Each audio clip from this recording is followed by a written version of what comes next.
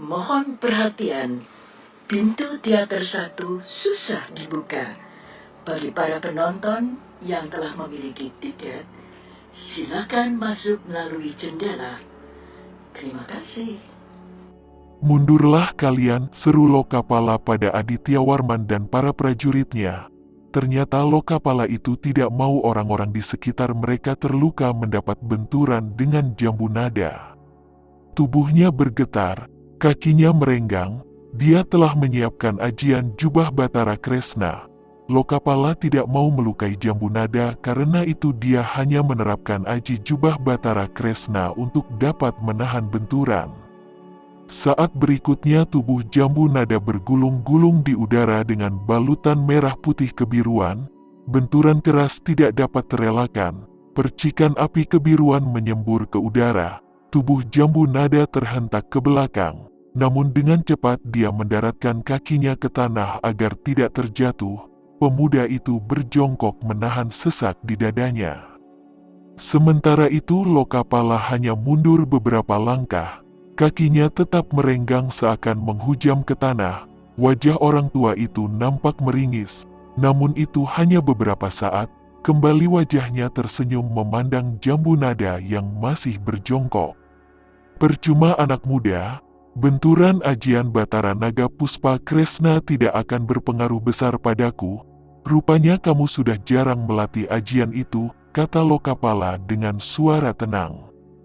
Jambu nada menggeram, namun dia tidak mau menyerah kembali. Dia menerapkan ajian Batara Naga Puspa Kresna Mandana hingga ke puncak. Kembali tubuhnya melengking dengan balutan merah putih kebiruan mengarah ke tubuh Lokapala yang berdiri dengan kokoh. Namun kali ini Lokapala tidak hanya diam dan berdiri. Tubuhnya pun meloncat menyusul arah tubuh jambu nada yang menggulung. Tangan jambu nada mengembang mendaratkan tangannya, tapi dia hanya mendaratkan ruangan kosong. Begitu cepat tubuh Lokapala turun. Kemudian terasa belakang jambu nada serasa mati rasa. Darahnya tiba-tiba berhenti mengalir. Berikutnya tubuh jambu nada melayang mendarat ke tanah.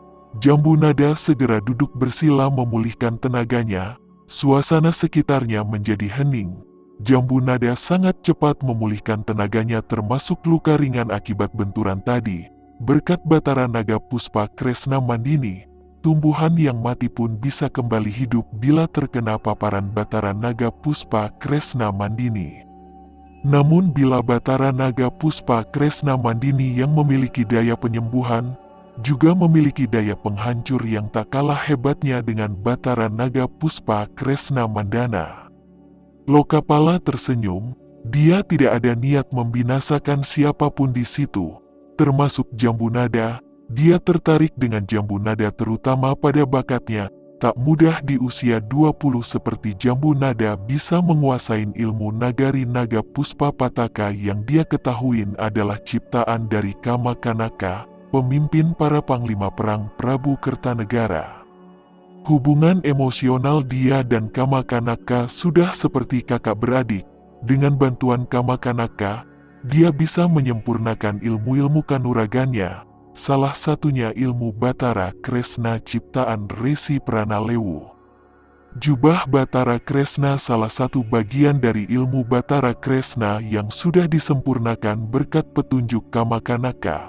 Aum, raungan keras dari mulut jambu nada menggema, pertanda kekuatan naga Puspa telah diterapkannya kembali. Bagus, bagus anak muda, silakan, seru Lokapala senang. Kau hanya bisa melompat, sahut jambu nada jengkel. Hahaha, kau mau aku menyerangkah? Tanya Lokapala tertawa. Kau tak berani menyerangku, jawab jambu nada dongkol karena dia tadi menyerang Lokapala namun Lokapala berkelit dan menyerangnya dari atas hingga dia harus terluka. Hahaha, sepertinya kau jarang bertarung anak muda. Kau terlalu percaya diri dengan Batara Naga Puspa Kresnamu, menyerang lawan tanpa memikirkan pertahanan diri. Harusnya kau sadar, aku telah menunjukkan titik kelemahanmu.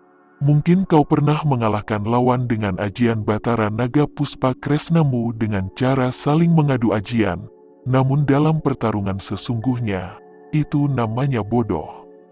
Ajian lawan tak harus diadu dengan ajian milik sendiri. Ada baiknya ajian dikeluarkan saat lawan sudah terpojok, atau saat kita sudah terpojok, barulah ada gunanya. Buat apa kau ikutin cara konyol ke-8 petarung Aditya Warman itu? Langsung menyerang dengan ajian. Aku hanya bertahan dan akibatnya, ajian mereka sendiri yang kembali pada diri mereka. Bukan aku yang melukai ke-8 petarung Aditya Warman, tapi mereka sendiri yang melukai diri mereka. Anak muda, apa gurumu tak mengajarimu pertarungan sesungguhnya?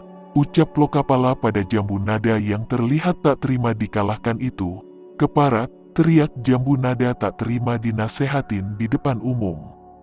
Dua sinar berwarna merah kebiruan melesat sangat cepat ke tubuh Lokapala. Lokapala terkejut, namun itu hanya sepersekian detik saja, dia segera sadar. Senyum di bibirnya semakin merekah. Diangkatnya kedua telapak tangan ke atas melewatin ubun-ubun, lalu kedua tapak itu diputar-putar sedemikian rupa, hingga muncul selubung lapisan berwarna biru keemasan. Gerakan yang dilakukan Lokapala sangatlah cepat, begitu kedua sinar merah kebiruan sampai, tubuh Lokapala sudah terselimutin selubung lapisan berwarna biru keemasan. Percikan api bermunculan begitu sinar yang keluar dari kedua mata Jambu Nada membentur selubung lapisan di tubuh Lokapala. Jambu Nada menggertakkan giginya, kedua matanya tak berhenti mengeluarkan sinar merah kebiruan. Kedua bola mata Jambu Nada jelas melotot tak berkedip. Sudah seperempat minum, sinar itu mencoba menembus selaput lapisan di tubuh Lokapala. Semakin Jambu Nada menambah kekuatan sinarnya, semakin tebal selimut lapisan di tubuh Lokapala.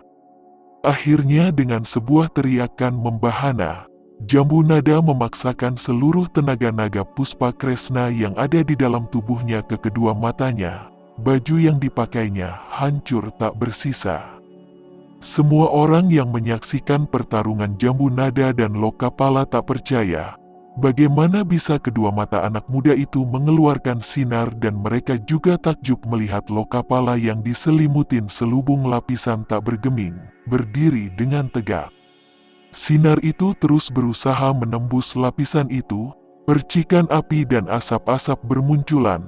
Semakin tebal asap semakin tak terlihat tubuh Lokapala. Namun sinar merah kebiruan nampak jelas seolah-olah ingin menembus dinding, namun dinding biru keemasan itu menahannya. Berhentilah anak muda, kau akan mati kehabisan tenaga, teriak Lokapala dari dalam selubung lapisan biru keemasan. Jambu Nada tak mengubrisnya, dia sudah dipenuhi amarah, ayahnya sekarat dan ditawan Lokapala.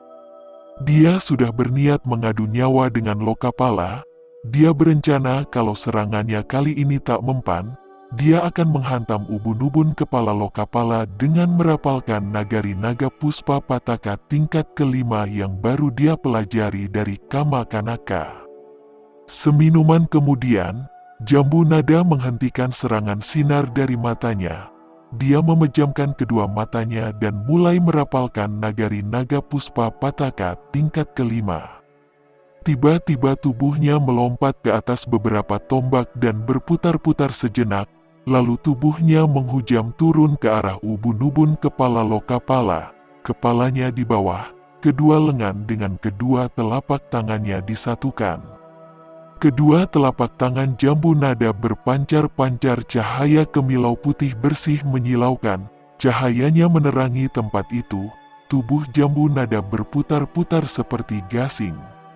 Sungguh cepat serangan itu, ajian sabda nagari naga Puspa Pataka, teriak Jambu Nada. Lokapala takjub, sudah lama dia tak melihat ajian sabda nagari naga Puspa Pataka.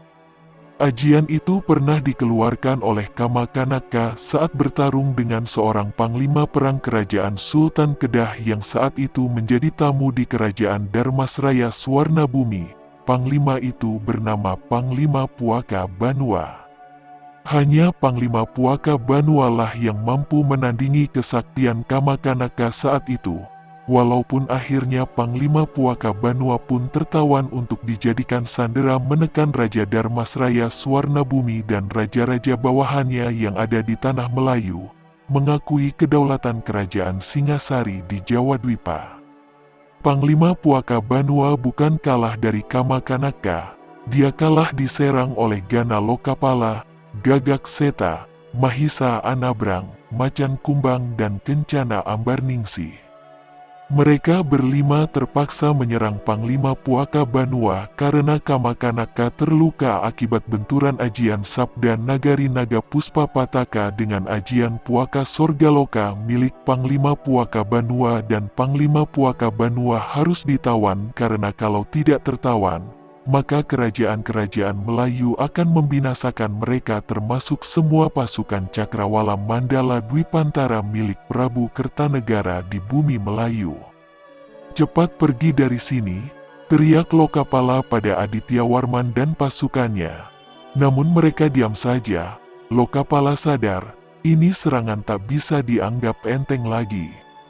Sebenarnya dia bisa saja mengelak dari serangan Jambu Nada yang terlihat masih kaku dan kurang matang. Namun untuk membesarkan hati Jambu Nada yang sudah susah payah itu, dia bersedia mengadu ajiannya. Segera dia merapalkan ilmu pukulannya yang bernama Pukulan Penghancur Purba warisan Resi Pranalewu. Gerakan Lokapala sangat cepat. Kedua lututnya ditekuk sampai di permukaan tanah dengan ujung-ujung jari kaki menekan tanah.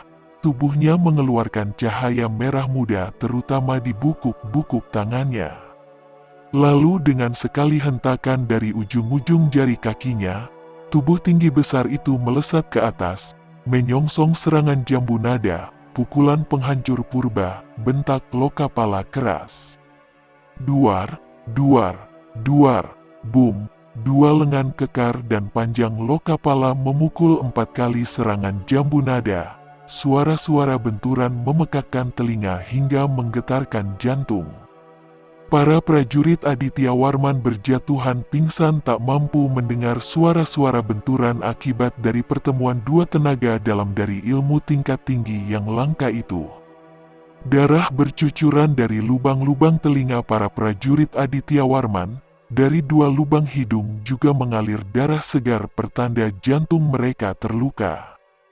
Kedelapan pengawal pribadi Adityawarman yang sudah siuman dan menahan sakit akibat luka parah pertarungan mereka dengan Lokapala pun tak luput dari efek dahsyat benturan tenaga dalam Jambu Nada dan Lokapala. 8 orang itu serentak muntah darah berkali-kali lalu tumbang tak bernyawa lagi. Adityawarman segera duduk bersila mengerahkan tenaga dalamnya untuk melindungi jantungnya, begitu juga dengan Ayu Wandira. Namun mereka berdua masih terkena efek benturan itu. Dari kedua lubang telinga mereka berdua, mengalir darah. Tubuh Jambu Nada melayang jauh sekali ke arah timur akibat pukulan terakhir yang diberikan Lokapala. Dia sempat melihat ke bawah, ke arah Lokapala. Namun orang tua itu tak ada di sana. "Kemana dia?" tanya Jambu Nada dalam hatinya. Dia melirik kedua telapak tangannya, semua jari-jarinya patah, bengkok sana-sini. Kemudian kesadarannya perlahan hilang. Sebelum seluruh kesadarannya hilang, di ujung ekor mata kanannya, dia menangkap sekelebat bayangan orang yang langsung memeluknya dari samping kanan. Senyuman orang itu seperti dia kenal, yaitu senyuman Lokapala.